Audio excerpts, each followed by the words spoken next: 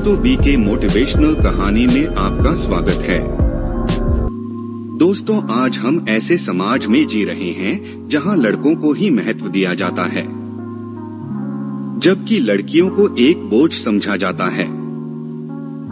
जब किसी के यहाँ लड़की पैदा होती है तो उसके यहाँ मायूसी छा जाती है। यह कुछ नहीं, हम लोगों की अज्ञानता है जो लड़कियों को एक बोझ समझते हैं।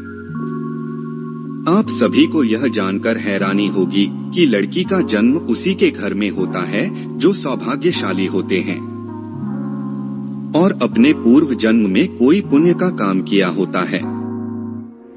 तो आज हम इस कहानी के माध्यम से आप सभी को यही बताने जा रहे हैं कि आखिर भगवान लड़की किसके घर में देते हैं। एक बार भगवान श्री कृष्ण से अर्जुन पूछते हैं कि हे माधव, किन कर्मों से किसी के घर पुत्री धन की प्राप्ति होती है, अर्थात किस घर में बेटियों का जन्म होता है। तब भगवान श्री कृष्ण अर्जुन से कहते हैं कि हे पार्थ, किसी के घर बेटे भाग्य से होते हैं तो बेटियां बड़े सौभाग्य से होती हैं। जो भी स्त्रियां या पुरुष अपने पूर्व जन्म में पुण्य कार्य किए होते हैं, उन्हें ही एक बेटी का माता पिता बनने का सुख या सौभाग्य प्राप्त होता है। इतना ही नहीं, बेटियों के जन्म के लिए उन्हीं घरों को चुना जाता है जो बेटियों का भार सहन कर सके, क्योंकि तीनों लोगों में स्त्री अर्थात बेटियां ही ऐसी होती है जिसका भार हर कोई सहन नहीं कर सकता है। वह बेटियां ही होती हैं जो सृष्टि को चलाने के लिए अपना सब कुछ निछावर कर देती हैं। हे अर्जुन, जिस दिन सृष्टि में बेटियों का जन्म लेना रुक जाएगा, उस दिन सृष्टि भी ठहर जाएगी और इस तरह सृष्टि का अंत हो जाएगा। दोस्तों, भगवान श्री कृष्ण के इन बातों पर गौर किया जाए तो उनका कहा बिल्कुल सही है, क्योंकि इस सृष्टि में अगर बेटियां नहीं होंगी तो किसी का वंश आगे नहीं बढ़ सकता।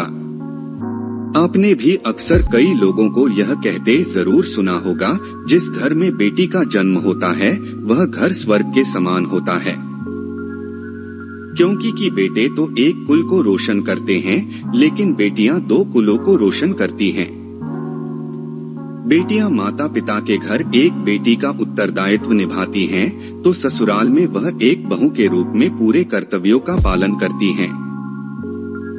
दोस्तों, बहुत से लोगों की बेटियों के प्रति सोच होती है कि वह एक बोझ है, इसलिए बेटियों की शादी बिना समय गंवाए व पढ़ाई में बिना पैसे खर्च किए जल्दबाजी में कर देते हैं। लेकिन लोगों की यह छोटी सी सोच बेटी की भविष्य को बर्बाद कर देती है। जरा सोच कर देखिए कि अपने बच्चों में कितने सपने होते हैं कि उसे जीवन में कुछ करना है, लेकिन यह सपने केवल सपने ही रह जाते हैं।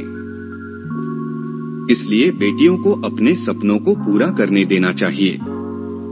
बेटियों को जीवन में वह खुशी देनी चाहिए जो उसे मिलनी चाहिए। बेटे से ज्यादा बेटी अपने माता पिता के बारे में सोचती हैं। माता पिता को प्यार वह अपनापन केवल एक बेटी ही दिखा सकती है। अतः हम लोगों को बेटी के जन्म को एक जश्न की तरह मनाना चाहिए। माता पिता को अपनी बेटी को यह एहसास दिलाना चाहिए कि वह उनके लिए कितने खास है। दोस्तों, बेटी कभी माँ बाप पर बोझ नहीं होती है, वह तो अपनी व अपने परिवार की किस्मत बनाने के लिए जन्म लेती हैं। दोस्तों, एक कहानी के अनुसार दो मित्र बहुत दिनों बाद आपस में मिले। एक मित्र ने दूसरे मित्र से उसका हाल पूछा। उस मित्र ने जवाब दिया कि मेरा हाल तो एकदम मस्त है, और वो भी क्यों ना मेरे दो बेटे जो हैं। तभी दूसरा मित्र पूछता है कि तेरे घर में कितने बच्चे हैं, तो मित्र बोलता है कि मेरे घर में दो बेटियां हैं। तब दूसरा मित्र भगवान का शुक्रिया अदा करते हुए बोलता है कि मैं धन्य हूँ कि मेरे घर में बेटियां नहीं हैं। यह सुनकर दूसरे मित्र के आंखों में आंसू आ गया। तभी उसकी बेटी उसके मित्र से कहती है कि अंकल, भगवान हमेशा भाग्यवान को ही बेटी देते हैं, कभी किसी गरीब को माता लक्ष्मी के रूप में बेटी नहीं देते हैं। दोस्तों, भगवान केवल उसी को पुत्री का सुख देते हैं जिसके अंदर पालने की समग्रता होती है, जो गरीब होकर भी एक पुत्री को पाल सकता है। एक बार स्वामी विवेकानंद माता वैष्णो देवी की सीढ़ियां चढ़ रहे थे। बगल में एक किसान अपनी पुत्री को कंधे पर बिठाकर सीढ़ियां चढ़ रहा था। तभी स्वामी जी बोले, बाबा, आपकी बेटी का बोझ आपको लग रहा होगा, दीजिए, इसको मैं उठा लेता हूँ और माता वैष्णो देवी के दरवाजे तक ले चलता हूँ। तब किसान ने स्वामी विवेकानंद जी से कहा कि बेटी कभी भी बाप के कंधे पर बोझ नहीं होती। बेटी अगर बाप के कंधे पर हो तो वह हर बोझ को हल्का कर देती हैं। दोस्तों, बेटियां कभी भी धन की भूखी नहीं होती हैं। बेटियां तो केवल मान सम्मान की भूखी होती हैं। दोस्तों, हम जानेंगे कि क्या करने से अगले जन्म में स्त्री बनने का सौभाग्य मिलता है। दोस्तों, गरुड़ पुराण में बताया गया है कि जब कोई व्यक्ति मरते वक्त स्त्री का नाम लेता है तो वह अगले जन्म में स्त्री के रूप में जन्म लेता है। वही अगर वह अंतिम समय में भगवान का नाम लेता है तो वह सीधे मुक्ति के मार्ग पर चला जाता है।